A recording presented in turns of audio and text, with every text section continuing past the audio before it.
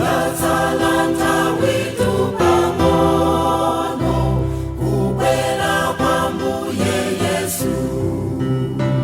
zooneka dziko lapansi zile na wayandikani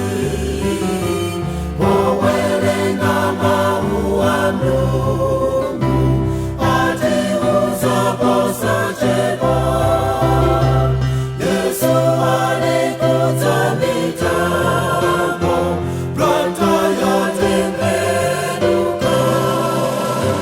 tawona hifadhi usiku matenda osachizika udani ule pose pose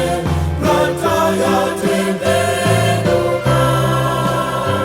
tawona hifadhi usiku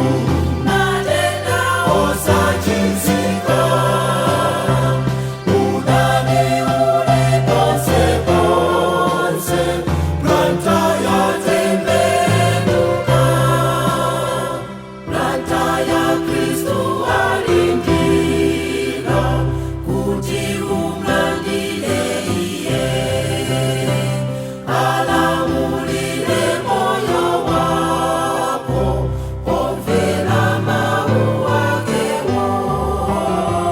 sachedwe planta yatawona chipata chochinjikatu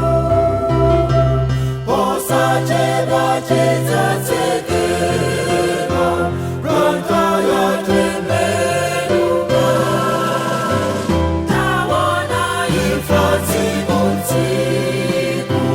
matenda osachizika udani ule pose pose planta yatembenuka tawona hifadhi usiku matenda osachizika udani ule pose pose planta yatembenuka planta yantawindi yomweyi chipulumutso chafika olalika alalikira choonani cha Mulunguyo sakopekeniza chikunja zosutsana m'Baibulo Satana nzawi yake yata planta yasankha Kristu tawona hifadhi